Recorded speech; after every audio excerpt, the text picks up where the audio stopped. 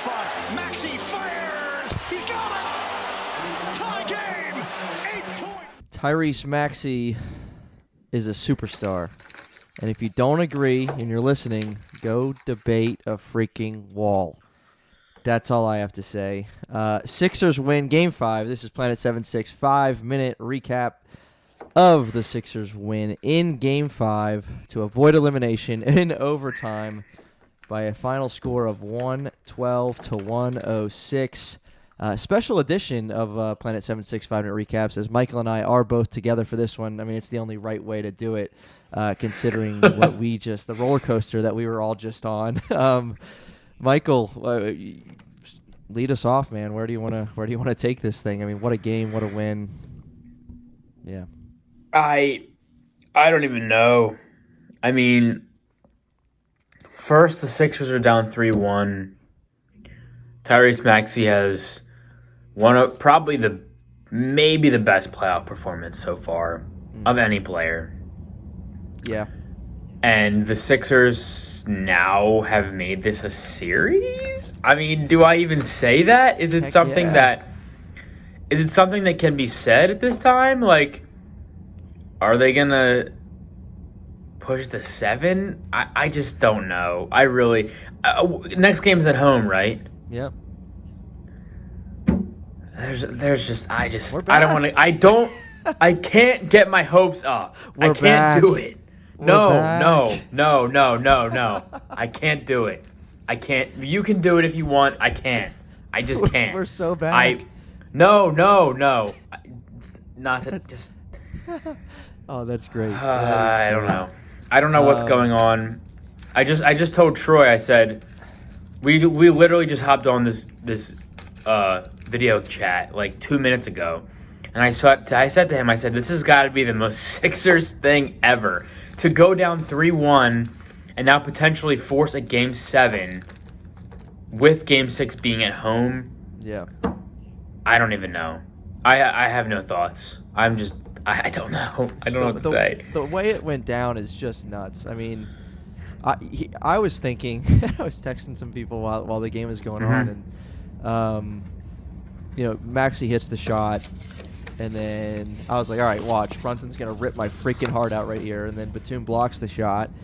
And then as they go into overtime, I'm like, well, that would be, again, a kind of a Sixers thing to do, is to hit a half-court shot and then lose the game in overtime. That's what I was thinking was definitely going to happen. And then, Knicks start out overtime on a 5-0 run. And I was like, oh, yep, exactly. So it's... there's been so much that has transpired in these 5 games. You look. I mean, real quick. Like, you look at Game 1. It's a toss-up. Could have gone either way. There was some big start from the Sixers. Knicks bounced back, and the Sixers were in it in the 4th. Game 2, Sixers had one, lost. Game 3, Sixers had 50 from Embiid and won the game. Game 4, Sixers forgot how to play basketball in the 4th quarter. But again, a game that could have gone either way. Sixers missed their final 11 shots. And then Game 5, the Knicks handed it to us, and a little less like game. I mean, obviously similar situation of Game 2, because it was a 6-point game. Deuce McBride hit a 14-foot shot with 28 seconds left. Sixers called timeout, and they're down 6. This game is over. It's over. And then Tyrese Maxey hits a off-balance 3, drawing a foul, and they called it a 2 at first. He was 6 inches behind the line, and then they finally ruled it a 3 to cut it to 3, and then we know the rest. Or cut it to 2, I'm sorry, because he converted the N1, and then Josh Hart makes 1 of 2 with 15 seconds. Maxey gets it, hits a 34-foot jumper to tie it with 8 seconds left, and the rest, my friend, is history. So, Sixers do, in fact, force a Game 6. It was 46 from Tyrese Maxey. He obviously led the way. He knocked down 7 threes. Joel had a triple-double, but not his best game by any stretch of the imagination. Just 7 of 19 from the floor, and it was worse than that. Kind of cleaned it up there at the end.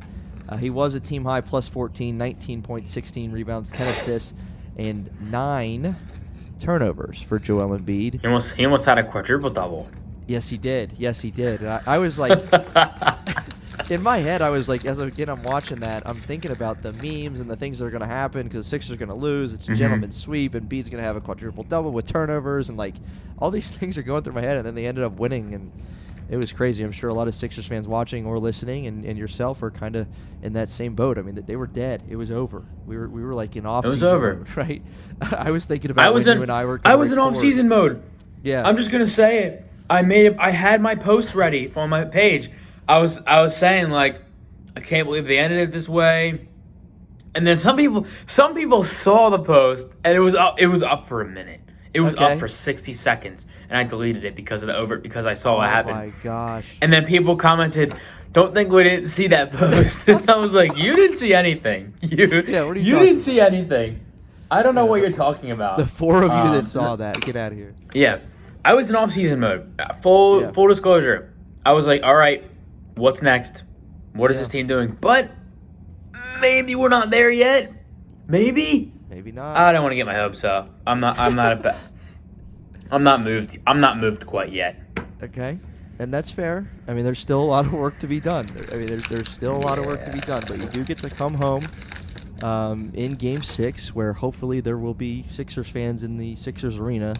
That's been a topic of conversation lately, but you live to see another day. I mean, they're not dead yet. They're not finished, and it was because of Tyrese Maxey's 46-point performance. And other guys chipped in, but Michael, what do you make of, real quickly, it's not a 5-minute recap tonight, but we'll keep it a little short.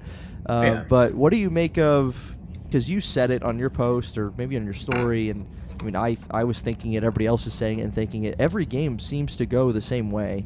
Sixers start out well. Knicks have a great second quarter. Sixers play decent in the third quarter, and then Knicks take over in the fourth. But that obviously didn't go quite that direction tonight. It was heading that way. But is that simply due to the Embiid on the floor, off the floor, or if he's tired? Like, what do you make of that? I mean, it's been 5 games of pretty much that.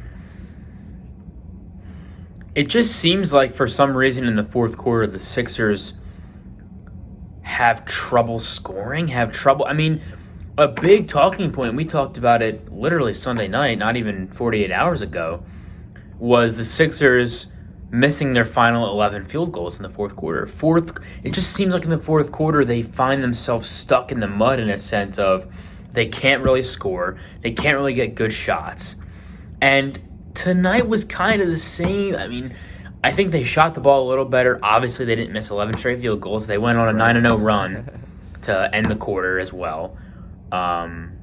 So it just feels like the fourth quarters of these games have all been the same. Like you said, Knicks go out to a lead. The Sixers have to claw their way back, and then it ends up being the Knicks pull away, obviously, or the Sixers somehow scrap their way back and win by a few points.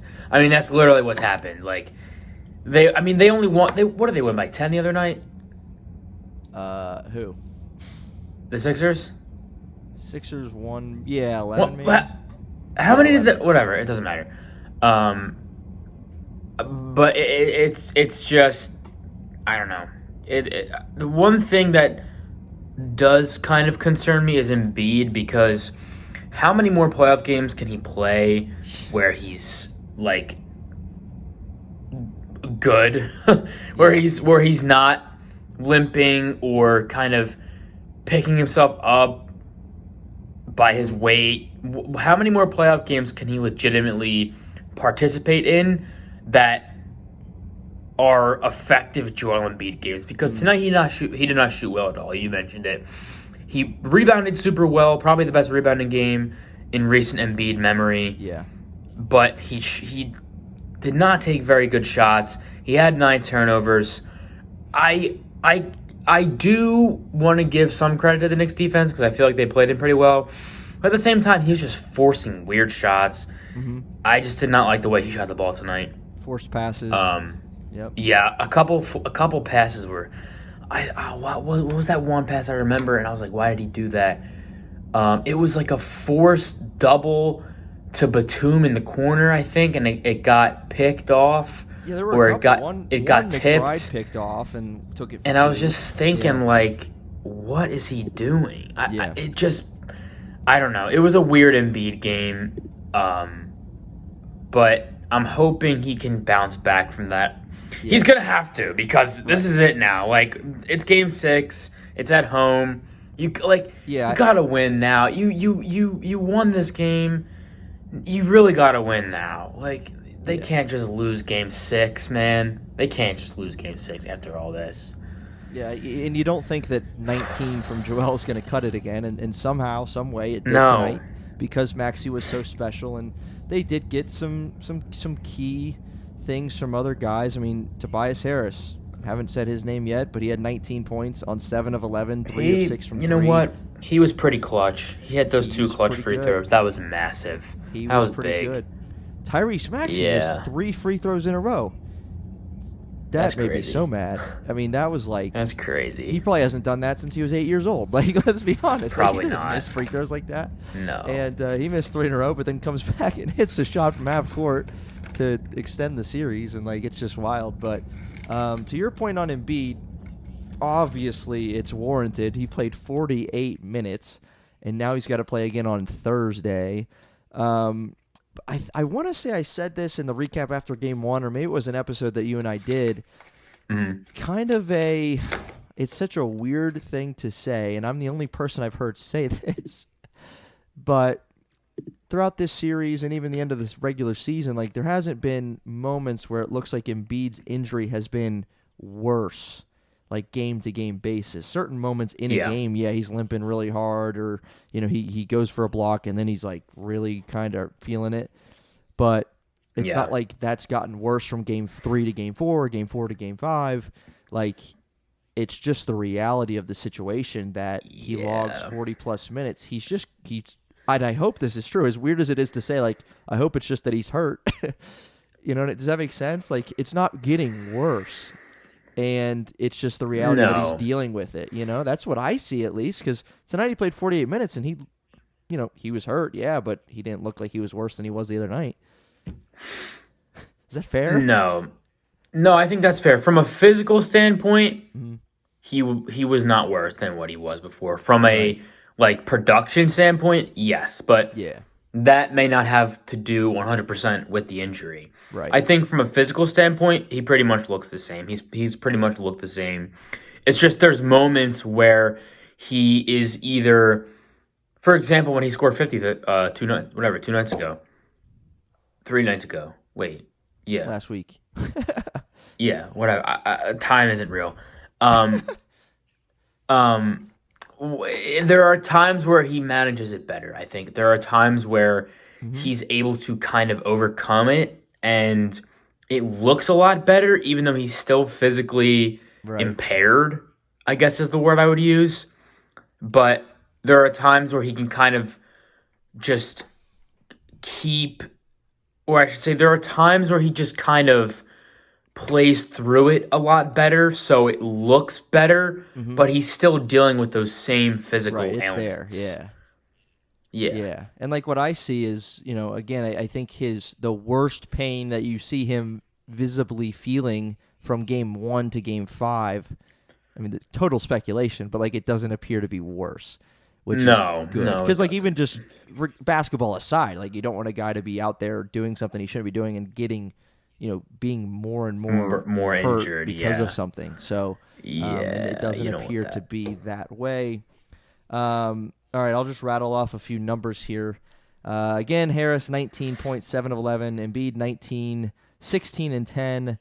Tyrese Maxey, 46, 7 of 12 from 3. Those 3 missed free throws, 17 of 30 from the field. Kelly Oubre was productive at times tonight. A little questionable at times tonight. Had 14 of 6 of 13.